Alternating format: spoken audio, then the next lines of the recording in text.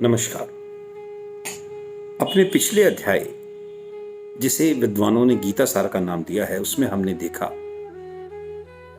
कि कर्म योग, ज्ञान योग और भक्ति योग संक्षेप में क्या है। तृतीय अध्याय में चूंकि कर्म योग पर विस्तार से चर्चा की गई है, इसलिए इसे विद्वान कर्म योग का शीर्षक भी देते हैं। इस अध्याय में कुल 43 श्लोक हैं। भगवान कृष्ण अर्जुन को समझाते हैं कि ना तो कर्म से विमुख होकर कोई कर्म फल से छुटकारा पा सकता है और ना ही केवल संन्यास से ही सिद्धि पाई जा सकती है। इसी प्रकार जो व्यक्ति अपनी कर्मेंद्रियों को तो वश में कर लेता है, परंतु उसका मन इंद्रिय जनित विषयों में आसक्त रहता है, ऐसा व्यक्ति निश्चय ही स्वयं को धोखा देता है और मिथ्याचारी कहलाता है। आसक्ति का मतलब है मोह। जब हम कोई कर्म करते हैं तो उसके फल में मोह उत्पन्न होता है। हमें उम्मीद होती है, आशा रखते हैं कि ये होना चाहिए, इसका ये फल मिलना चाहिए, वही आसक्ति है। दूसरी ओर यदि कोई व्यक्ति अपने मन द्वारा अपनी कर्मेंद्रियों को वश में करता है और बिना किसी आसक्ति के कर्मयोग करता है, तो वह व्यक्ति श्रेष्ठ है। कहा भी जाता है, मनसा वचसा कर्मणा इंद्रिया नाम निग्रहा इति संयम। अर्थात मन से, वचन से और कर्म से इंद्रियों पर नियंत्रण रखना ही वास्तव में सही संयम है। यदि हम किसी कार्य को कर तो नहीं रहे, लेकिन अपने वचनों से ये प्रकट कर रहे हैं कि हम करना चाहते हैं या मन में उसे करने की आसक्ति रख रहे हैं, तो फिर हमारा वो प्रयास सफल नहीं है, जब तक हमारा मन, वचन और कर्म इसका पैरालैक्स दूर नहीं होगा। ये तीनों एक सीध में नहीं होंगे। हमारा मन भी नियंत्रित रहे, हमारे वचन भी नियंत्रित रहे और हमारे कर्म भी नियंत्रित रहे, तभी वो कार्य सफल हो सकता है। अतः एक आडंबरी व्यक्ति जो अपनी आजीविका कमाने के लिए आध्यात्मिक होने का ढोंग करे, उसकी अपेक्षा एक ऐसा व्यक्ति जो सरल हृदय है, ईश्वर प्रेमी है, निश्चल है, वो बेहतर है, चाहे वो सड़क पर झाड़ू लगाने वाला भी क्यों ना हो। क्यों? क्योंकि वो अपने कार्य को कर रहा है, लेकिन उसका मन निरंतर परमात्मा में लीन है। वो ना तो क्रिबिंग कर रहा है कि मैं ये क्या काम कर रहा हूं, मुझे तो उसका इतने साल हो गए झाड़ू लगाते, ये करते, नहीं। वो निष्ठा से अपना काम करता है और मन को प्रभु में लीन रखता है, इसलिए उसे उस फल की आसक्ति नहीं होती।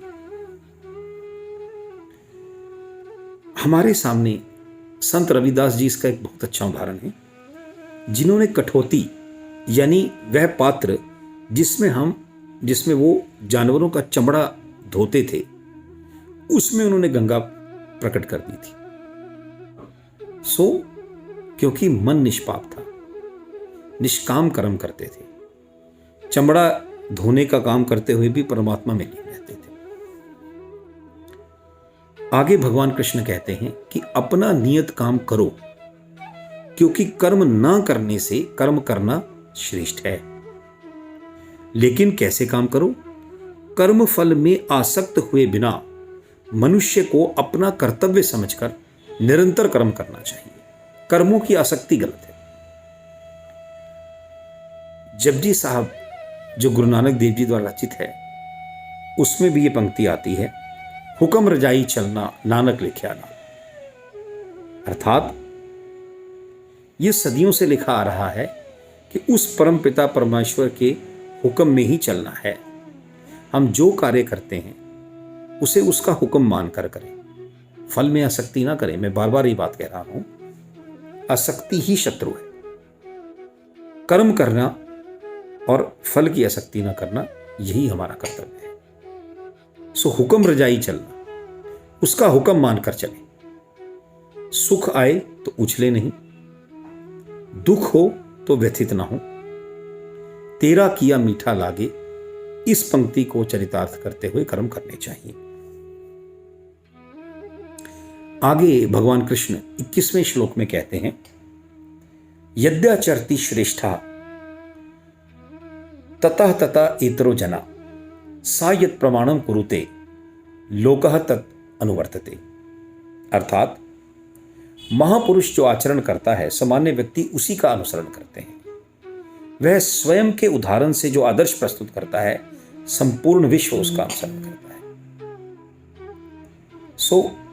हमारा कर्तव्य बन जाता है कि ईश्वर ने यदि हमें कोई ऐसा स्थान दिया है, ऐसा पद दिया है, जहां हमारे नीचे कई लोग कार्य करते हैं या हमारे कार्य को लोग उम्मीद से देखते हैं, तो हमें जब ये पता है कि हमारे कार्य का अनुसरण होगा, तो हमें उसी अनुसार अच्छे कार्य करने चाहिए। फिर से जपजी साहब की बात याद आती है। अंतिम पंक्तियों में कहा जाता है, जिन्नी नाम ते आया गए मसक्कत काल, नानक ते मुख उजले केती छुट्टी नाल।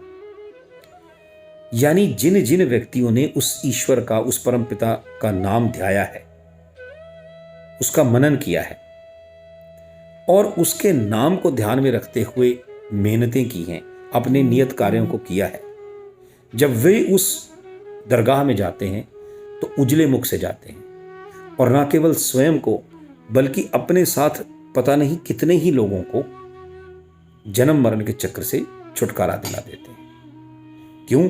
क्योंकि जो वो करते हैं लोग उसका अनुसरण करते हैं, तो वो भवसागर पार हो जाते हैं, तो उनके पीछे पीछे उनके अनुयायी भी हो जाते हैं। हमें अपने कर्मों को ये ध्यान रखकर करना चाहिए कि हमसे छोटे उसका अनुसरण करेंगे, तो हमारे कर्म ऐसे हों जो अनुसरणीय हों। आगे भगवान कृष्ण कहते हैं कि यद्यपि तीनों लोकों में मेरे लिए कोई नियत कार्य नहीं है, मुझे किसी चीज का अभाव नहीं है, किसी चीज की आवश्यकता नहीं है, परंतु फिर भी मैं अपने नियत कार्य करने में सदैव तत्पर रहता हूं, यानी संसार का पालन। ईश्वर चाहे तो वो कोई काम ना दे खुद को माफ कीजिए, संसार को पालन करने का कार्य भी ईश्वर ने खुद ही को दिया है, पर उस कार्य को ईश्वर कहता है कि मैं खुद भी उसे नियम पूर्वक करता हूं। तो जब मैं कर सकता हूं तो मेरी कृति यानी मनुष्य वो क्यों नहीं। आगे मनुष्य की बहुत स्वाभाविक वृत्ति की ओर इशारा करते हुए 27वें श्लोक में भगवान कृष्ण कहते हैं, प्रकृते क्रियमाणानि गुणैः कर्माणि सर्वशः अहंकार विमूढ़ात्मा कर्ताहमिति मन्यते। अर्थात मनुष्य अहंकारी होकर स्वयं को सभी कर्मों का कर्ता मान बैठता है, जबकि वास्तव में ये कार्य तो प्रकृति के तीनों गुणों रजोगुण, तमोगुण और सतोगुण के द्वारा संपन्न किए जाते हैं। अब ये तीन गुण किसने दिए? ईश्वर ने। उन तीन गुणों में से जो गुण आप में प्रभावी हुआ, आपने उस हिसाब से कार्य किया, लेकिन सोचा कि कार्य मैं कर रहा हूं, मैंने इतने मंदिर बनवा दिए, मैंने इतने गुरुद्वारे बना दिए, मैंने ये धर्मशालाएं बनवा दी, मैंने वहां चिकित्सालय खुलवा दिया। मैं जो है, हम अपनी तुच्छ बुद्धि के कारण सोच लेते हैं कि ये मैं कर रहा हूं। यहां रहीम जी का एक उदाहरण बड़ा प्रासंगिक है। कहते हैं रहीम जी बहुत दानी थे, वे नवाब थे, धनाढ्य थे, बहुत पैसा था। एक बार उनके दरबार में एक विद्वान आया। उन दिनों शास्त्रार्थ की परंपरा हुआ करती थी, तो शास्त्रार्थ में पूछे जाने वाले सवाल का यदि दूसरा व्यक्ति जवाब ना दे सके तो वो हारा हुआ माना जाता था।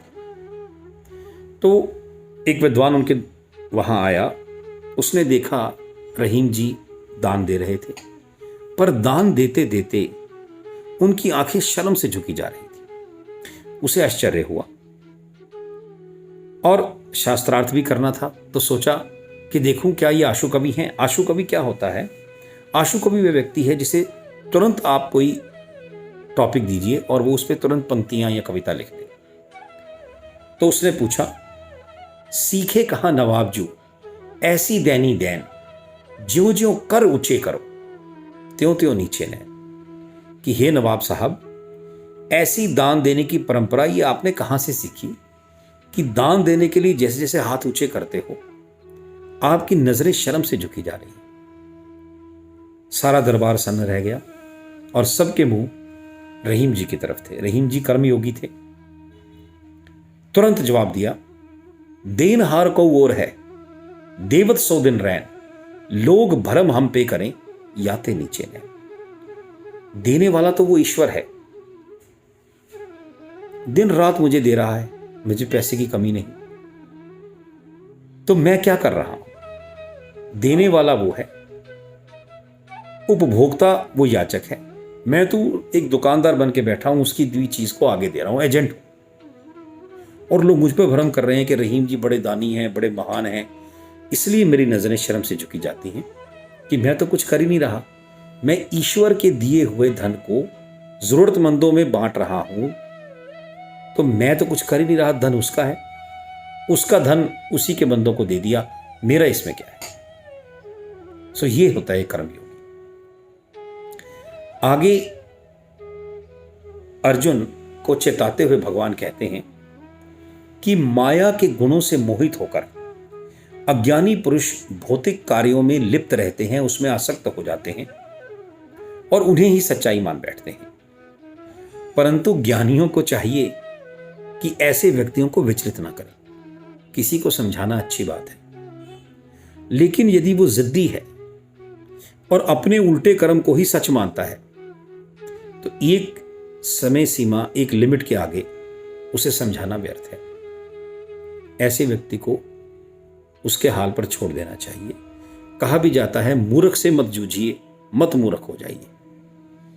यानी एक मूर्ख व्यक्ति को समझाने की कोशिश करेंगे, वो समझना चाहे तो ठीक, नहीं समझना चाहेगा तो थोड़ी देर बाद आप अपना आपा खो देंगे, क्रोध आ जाएगा और फिर एक नहीं दो मूर्ख हो जाएंगे।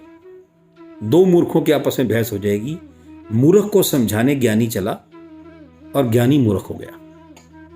तो इसलिए ऐसे व्यक्तियों को दूर से ही नमस्कार, जो अपनी जिद के कारण अपने मिथ्याचार पर समझना भी नहीं चाहते।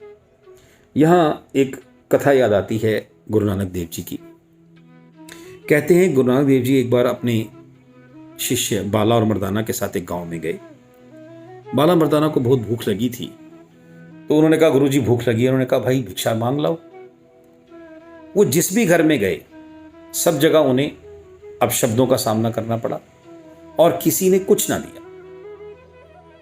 लौट के आ गए कि गुरुजी किसी ने कुछ नहीं दिया। उन्होंने कहा, कोई बात नहीं भाई, दूसरे गांव देख लेते हैं। इस गांव की सीमा तक जब वो पहुंचे जहां ये दुर्जन रहते थे, तो उन्होंने मुड़कर कहा, हे दुर्जनों, तुम बसे रहो। बाला मर्दाना बहुत हैरान हुए, लेकिन चुप रहे।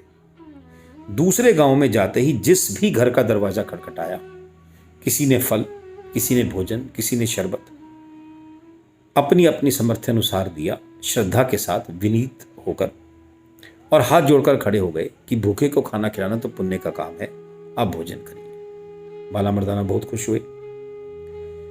तृप्त होकर जब उस गांव को छोड़कर जा रहे थे, तो गांव के लोग पीछे पीछे गांव की सरहद तक गुरुजी के साथ आए। सरहद पे पहुंचकर गुरुजी ने पीछे मुड़कर उस सज्जनों के गांव को कहा, हे सज्जनों, तुम उजड़ जाओ। ये देखकर और सुनकर बाला मर्दाना अवाक रह गए। अब उनसे रहा नहीं गया। उन्होंने कहा, गुरुजी, ये बात समझ नहीं आई कि दुर्जनों को आपने बसे रहने का आशीर्वाद दिया और सज्जनों को उजड़ने का श्राप, ये क्यों कर? गुरुजी मुस्कुराए। उन्होंने कहा कि दुर्जनों में जो व्यसन था, जो उनकी बुराइयां थी, वो बसे रहेंगे तो वहीं तक सीमित रहेंगे। जैसे यदि हम कहें आज के प्रसंग में कि अगर कोरोना वुहान तक ही रहता तो सारा संसार बचा रहता, वो फैला और सबको लपेट में ले लिया। अगर ये उजड़ेंगे तो ये सब जगह दुर्जनता फैलाएंगे। इसके विपरीत सज्जन व्यक्ति यदि यहीं रह जाएंगे तो उनकी अच्छाइयां वहीं तक सीमित रहेंगी। बजाय इसके अगर ये कहीं कहीं अलग अलग जगहों पर जाएंगे तो लोग इनका अनुसरण करेंगे और 1 से 2, 2 से 20, 20 से 200, 2000, 2 लाख, 20 लाख, इस तरह से सज्जनता बढ़ेगी। असल में उनको दिया गया आशीर्वाद आशीर्वाद नहीं, और इनको दिया गया श्राप श्राप नहीं। खैर, भगवान कृष्ण आगे कहते हैं इसी अध्याय में कि जिस प्रकार अग्नि धुएं से, दर्पण धूल से व भ्रूण गर्भाशय से ढका रहता है, उसी प्रकार जीवात्मा भी इस काम की कुछ विभिन्न मात्राओं में आवृत रहता है। इस प्रकार उस व्यक्ति की शुद्ध चेतना इस काम रूपी नित्य शत्रु से ढकी रहती है, और ये काम, ये वासनाएं या ये इच्छाएं कैसी हैं? ये अग्नि के समान है जो निरंतर जलती रहती हैं। इन्हें पूर्ति करने का ठान लीजिए, ये कभी पूरी नहीं होंगी। आप इन्हें पूर्ति करने के लिए कर्म करके और आसक्ति अपनी रखकर उसमें होम डालेंगे, ये अग्नि और प्रज्वलित होगी। कहा जाता है तृष्णा विरले की ही बुझी। कोई विरला ही है जिसकी तृष्णा, जिसकी आकांक्षाएं बुझ जाती हैं। ये आग बुझती नहीं, इसलिए इसमें होम देने का कोई फायदा नहीं। आगे प्रश्न आता है कि ये काम, ये इच्छाएं, ये लालसाएं रहती कहां हैं? इनका ड्वेलिंग प्लेस क्या है? तो भगवान कृष्ण ने कहा, इंद्रियां, मन और बुद्धि, ये तीनों ही काम रूपी इस शत्रु का निवास स्थान है। और वो काम इन तीनों की मदद लेकर जीवात्मा के वास्तविक ज्ञान को ढक कर रखता है और उसे आसक्ति में बांधकर मोहित करे रखता है। अतः आवश्यक है कि आरंभ में ही अपनी इंद्रियों को वश में करके पाप के इस महान प्रतीक का दमन करो और ज्ञान तथा आत्म साक्षात्कार द्वारा इसका वध करो। निपदैवल इन द बट। समय पर यदि इस काम रूपी राक्षस को ना रोका गया तो शायद कलाप रोकने में समर्थ ना रहे। कॉलेज जाते हैं बच्चे, देखा देखी कि यार ये चीज फॉरबिडन फ्रूट ना रहे हमारे लिए, सिगरेट लेके पीते हैं अपने दोस्त से। उस समय उन्हें अच्छा लगता है कि बस एक सिगरेट ही तो पी रहा हूं। धीरे धीरे धीरे वो चेन स्मोकर बन जाते हैं। ऐसी लत लगती है कि वो छोड़ ही नहीं सकते। कालांतर में विवाह हो जाता है, बच्चे हो जाते हैं। तो मैंने ये कहते सुना है, ये सिगरेट फेफड़ों को खत्म कर देती है, बड़ी गंदी चीज है। मैं कोशिश करता हूं मेरे बच्चों को ना लगे, लेकिन मैं नहीं छोड़ सकता। ये वो चीज है, समय पर अगर आपने अपनी इंद्रियों का दमन नहीं किया तो वो इतना बढ़ जाएंगी कि फिर आपके बस में भी नहीं रहेंगी। इसलिए भगवान कृष्ण कहते हैं कि प्रारंभ में ही तुम अपनी इंद्रियों का दमन करो। आगे 42वें श्लोक में भगवान कृष्ण ने बहुत सुंदर कहा है, इंद्रियाणि पराण्याहु इंद्रेभ्यः परम मना मनुस्तु परा बुद्धिर्यो बुद्धे परा तु सा। अर्थात हमारी कर्मेंद्रियां जड़ पदार्थ की अपेक्षा श्रेष्ठ हैं। मन जो है वो इंद्रियों से श्रेष्ठ है, बुद्धि मन से श्रेष्ठ है, और बुद्धि से भी आत्मा श्रेष्ठ है। तो भगवान कहते हैं कि स्वयं को इंद्रियों, मन और बुद्धि से परे जाकर काम रूपी शत्रु को आत्मा द्वारा स्थिर करके जीतो। इस प्रकार इस अध्याय में भगवान श्री कृष्ण ने न केवल कर्म योग के बारे में ही बताया है, वरन कर्म योगी बनने का उपाय भी सुझाया है। वस्तुतः ईश्वर द्वारा नियत कर्मों को आसक्ति रहित होकर बिना किसी लालसा व कामना के करना, और कहीं आपने कोई अच्छा काम किया तो उसका घमंड ना करना, यही वास्तव में सच्चा कर्मयोग है, जिसे इंद्रियों, मन और बुद्धि को आत्म साक्षात्कार द्वारा नियंत्रित करके पाया जा सकता है। वास्तव में हमारे कर्म ही हमें बांधते हैं अथवा मुक्त करते हैं। कैसे?